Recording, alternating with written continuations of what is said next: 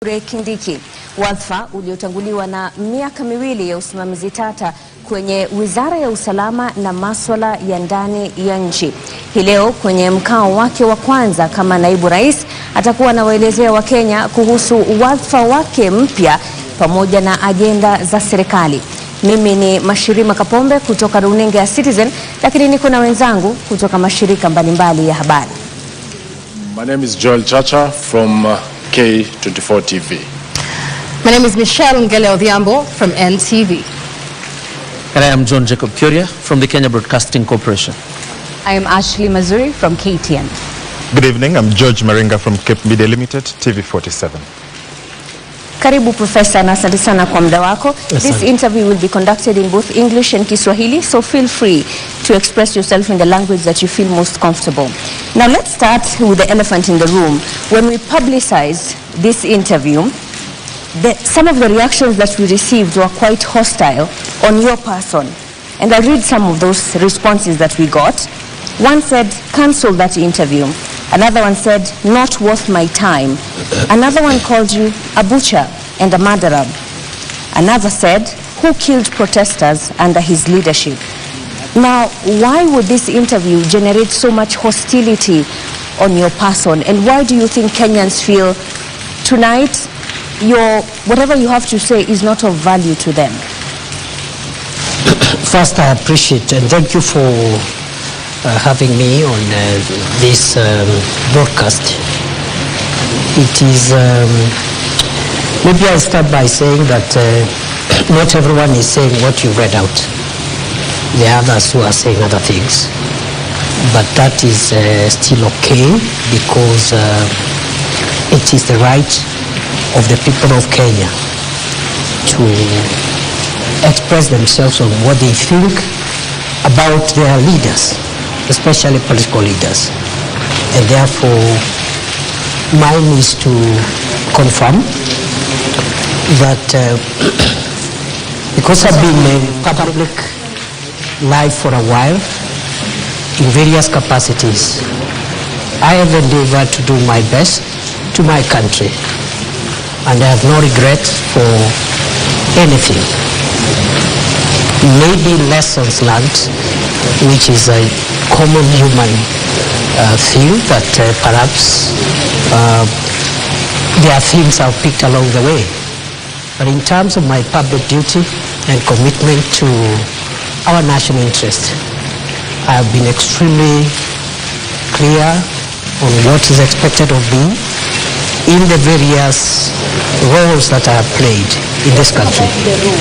As Interior CS, where Kenyans feel that you oversaw massive brutality on Kenyans who are expressing themselves when they felt that their leaders were not representing them in the way that they should, do you take personal responsibility for the murder of 60 people according to the KNCHR? Well, the violent protest that took place early this year and even earlier on in 2023 unfortunately led to loss of lives. Some of those lives were lost in various ways, including through police action. I have no reason to take responsibility for anything because the space of violence and encounter with law enforcement is a space which is defined by law. And the role of the Minister for Interior is defined in the Constitution, Article 245, on what that role is. That role includes providing policy guidance to the organs of internal security.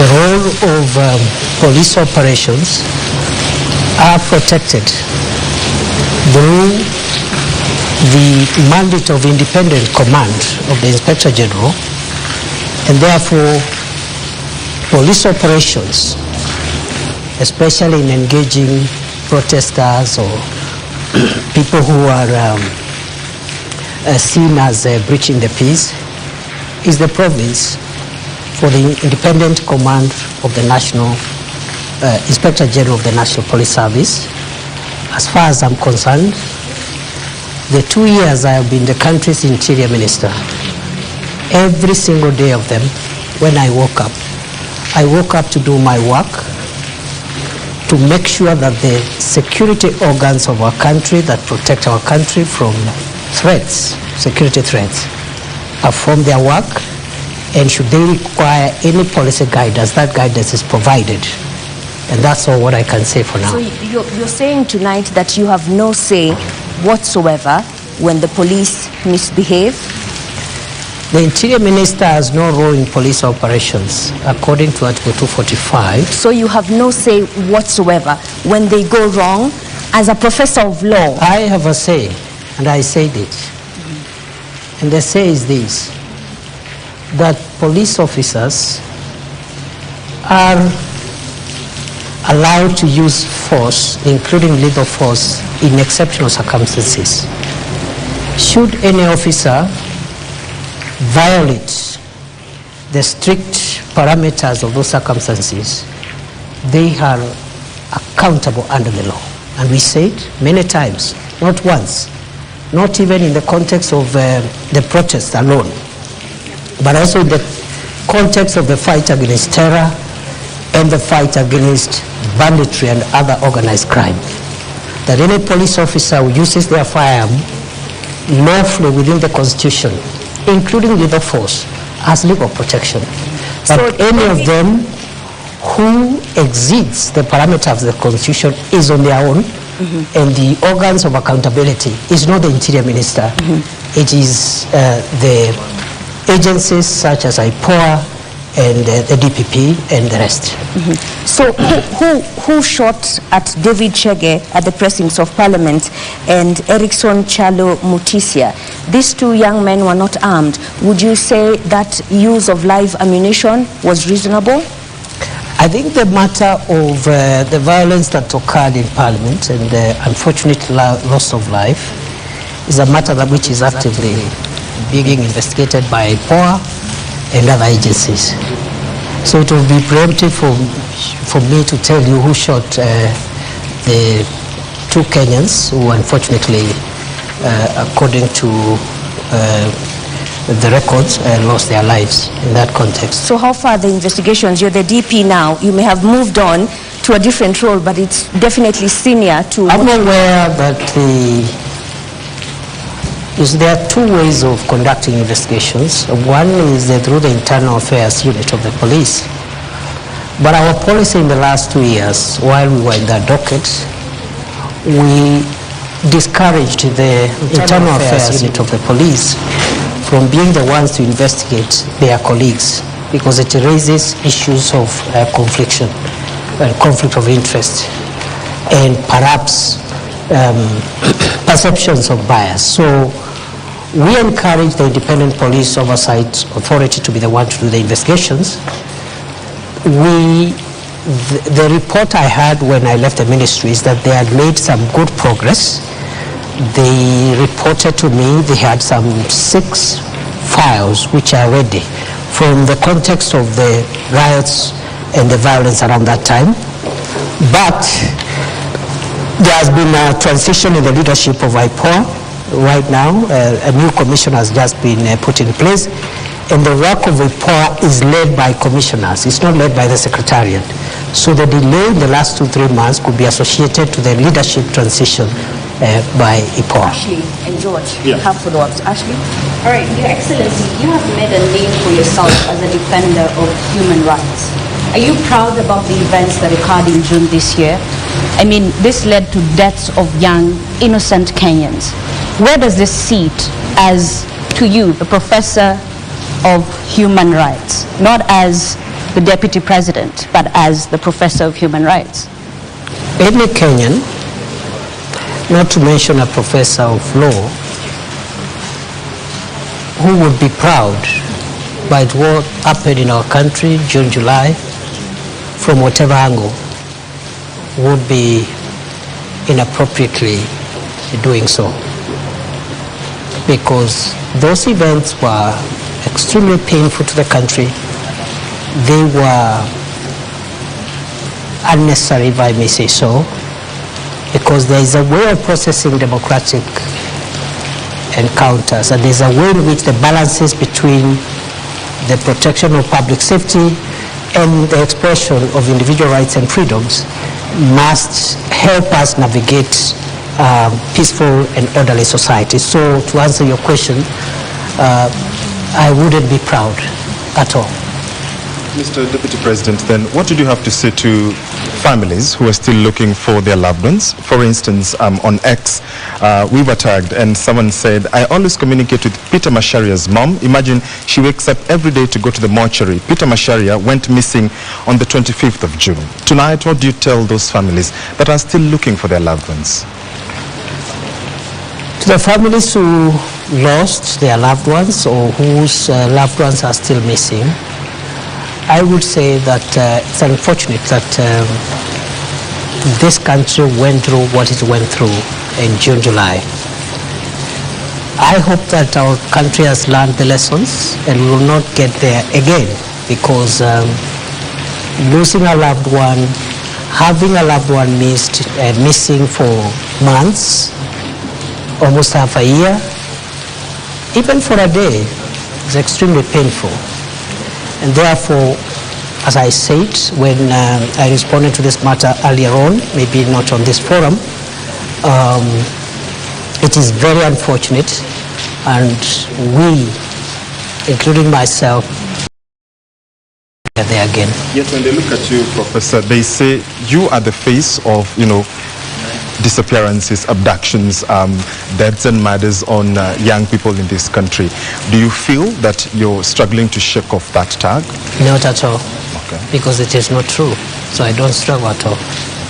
So then, Your Excellency, the families that were bereaved pleaded with the government of the day to help them with burial expenses. Did that happen? How much was spent? And there was a committal to compensate families that lost their beloved ones. What's the status of that, Deputy President?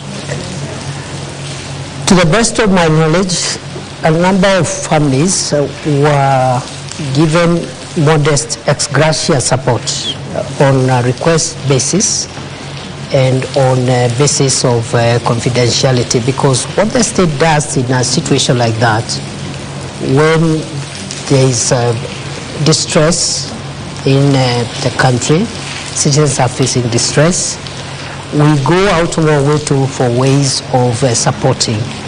But normally that support is support which, first of all, is not budgeted for, so we have to look for ways of, within the security budget, absorbing some of those costs. And if I recall well, a number of families were supported on an ex gratia basis. The question of compensation is a little more complex and will require guidance, because no law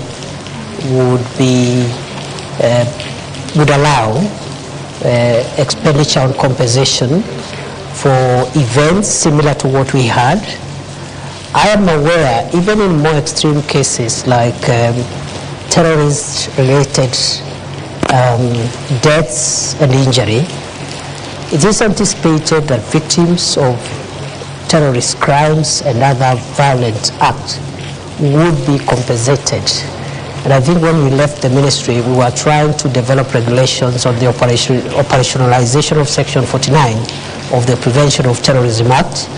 I think that can form a basis of thinking of how else or in which other circumstances perhaps extreme cases of loss and injury could be compensated. So that's a discussion we are having, and I'm more than willing to follow up. Even in my new role, nothing prevents me from following up and ensuring that in justifiable cases which are defined by law, where injury or loss happens and the law allows, then compensation can ensue. So this evening you're telling Kenyans that the bereaved families will have to wait longer until the law is developed, and I'm not actually asking for specific families. These are public resources for purposes of accountability. Once again, how much was spent to settle the burial expenses? I wouldn't know, because it's not, you know, there's no vote called burial expenses. There's no vote like that. So this is ex gratia support, not just for these cases, many other cases every day that the state deals with are done ex gratia within the security operations budget, and therefore it's not possible to pinpoint. This amount was used for burial because of the lack of a specific vote line. On the time frame for compensation? What about? What time can they wait? For how long can the law be developed? I am not sure, but we will do our best to make sure that cases where we form consensus, national consensus that require compensation are onboarded, because even in the extreme and glaring cases of terrorism, I've told you, it has taken, I think now, quite a number of years since we enacted the Prevention of Terrorism Act to operationalize that section. So I'm hoping perhaps within the year, within the coming year, we can work with the new leadership in that ministry and other stakeholders in the normal way government works and process perhaps regulations of the operationalization of some of these issues as to whether that can be expanded beyond terrorism-related incidents. That is a discussion again which we can open up to stakeholder input and have it dealt with. It's clear, Mr. Deputy President, that the tag behind you, and you know, my colleague Mashirima Kapombe mentioned it when we mentioned that we were having this interview, is not a very rosy one. And one person in particular called you the butcher of Tharaka. I have two important questions I'd like to understand. Because President William Ruto addressed the nation on the night of June 25th when protesters breached Parliament. He told the nation that that was a treasonous act perpetrated by crooks and criminals. Do you believe that the young people killed by police during the protest were crooks and criminals and not young people trying to advocate for their rights? The protests of June started as legitimate protests by peaceful Kenyans who were expressing their rights and opinions on certain issues that they felt that needed to be handled by government differently. In the course of those protests, criminal elements infiltrated those protests, and it became very difficult. On the one hand, you have protesters whose interest is just expressing themselves within the Constitution, but within their midst, there are people killing people, hurting people, looting property, and that's how Parliament was breached, because protesting does not include breaching in Parliament, which is a restricted access facility. And that day, we came very short of the burning down of Parliament. And in the process, the chambers of the Chief Justice were also vandalized by protesters, broke the wall, broke windows and doors, and stole water and other items. So the point is, how do we balance going forward? They need to protect the right to protest, but at the same time ensure public safety. Other countries have had their occasions, like the Americans had on 6th January 2020. Similar situation. People are unhappy with an election outcome, and they just venture into constitutional institutions and run amok and bring violence. So it is unfortunate we had that mix-up between honest, legitimate protesters and cruel and dangerous criminals who really caused a lot of pain, death, destruction, and almost put down some of our institutions established under the Constitution. There's been many questions over who gave the shoot-to-kill order. Was there a shoot-to-kill order? And was it a show of culpability for security agencies under your command that warranted the presence of the military, the Kenya Defense Forces, to quell the situation? There was no shoot to kill order. And the Interior Minister does not command the operations of the police. This is spelled out in Article 245 of the Constitution in very clear terms. If there was... Your Excellency, I want to put this question to you, and it's a question of responsibility. When you're being vetted for the second time as the Cabinet Secretary Interior, there was a lot of praise heaped on you for combating banditry in the north of Kenya. And you appeared to acknowledge that. Was the police in the North Rift under different command, so much so that when it comes to the GenZ protests, you're not the one in charge, but when it comes to the North Rift, you will take the glory? At no time have I said I've been in charge of the operations on banditry, because the Minister for Interior does not play that role. Have I provided it policy leadership to deal with banditry in the last 2 years? The answer is yes, in a very consequential manner, with great humility, because other than advising on the establishment of the Operation Maliza Uhalifu and the gazettement of the disturbed areas. You know, that's the job now of the minister. Those are policy interventions.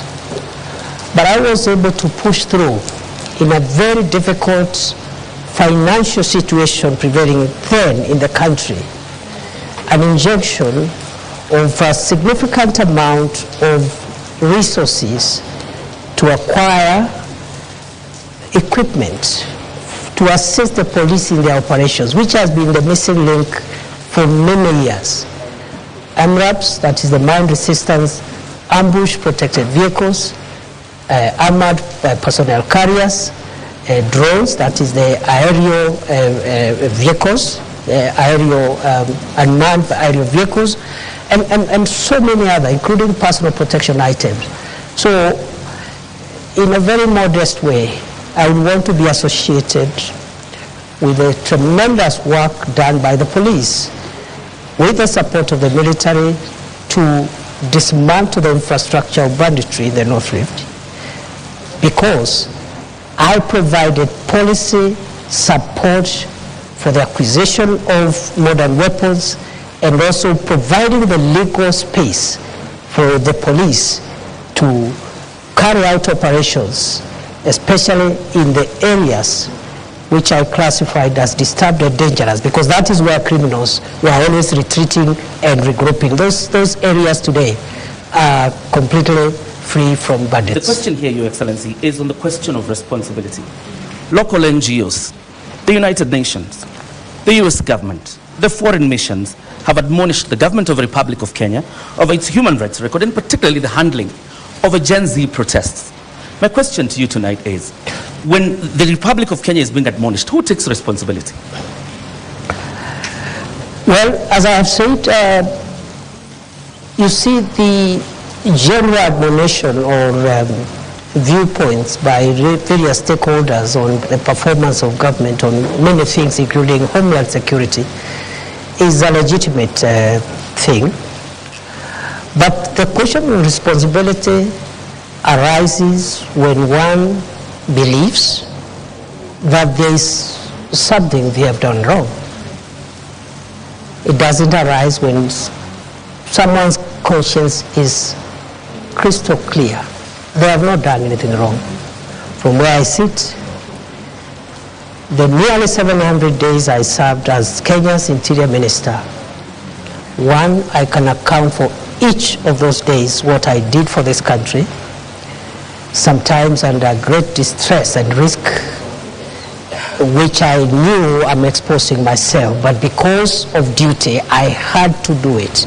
Some of the places I did, my predecessors never ventured into them. I spent nights in police barracks and military barracks with frontline soldiers, not to command them, but to give them moral support, including on Christmas Day, including on Easter, places like Lamu, where terror attacks were the order of the day, to give them support that the government has not sent these officers there to die. They have sent them there to protect the nation. And as minister, my moral support and the policy guidance I gave, I think, was instrumental in a big way because of the feedback I have received from the officers. So to answer your question, therefore, I am not saying that our homeland security system is perfect. It is work in progress. But responsibility is individual. It's not collective. I must remind you, Prof, and the viewers, that there's a lot of rain here, so we'll have to speak a bit louder so that we can be heard.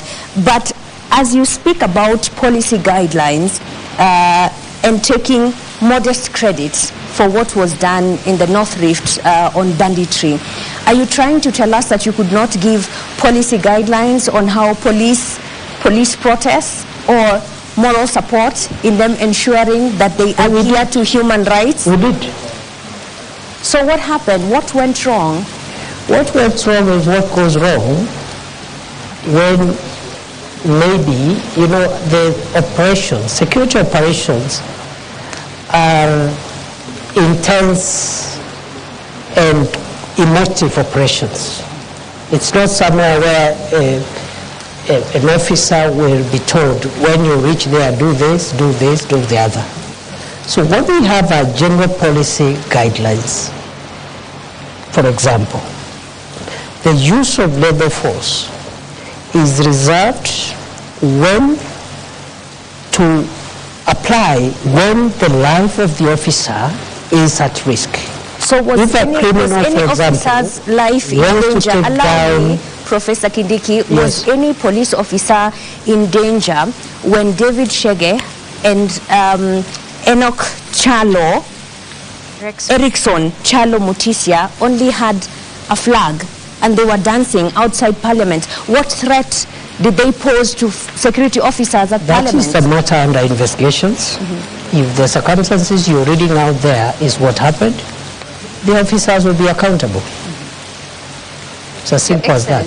And how long will that take? As soon as IPOA completes the investigations and forwards the files to the DPP. Criminal investigations are complex. They involve scientific assembling of evidence. It is not enough to rush suspects to court only for cases to collapse. And it is not uniquely a Kenyan issue. Criminal investigations, especially in a complex endeavor like the situation we're referring them to, take a bit of time, and therefore I'm hopeful that...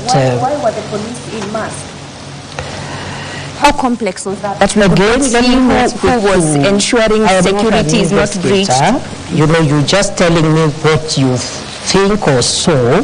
But it was which is part of evidence. It was on live TV. There are photos of police officers who are masked. I can't identify them. I'm not disputing. But just as telling the you, CS Interior, that is part of the evidence that is required to hold into account any person who may have been involved in that unfortunate incident you're explaining.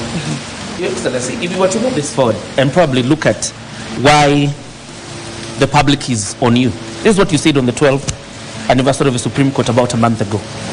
And you were talking about crucial jurisprudence. You said, I have had to ask myself whether the highest interest is the public interest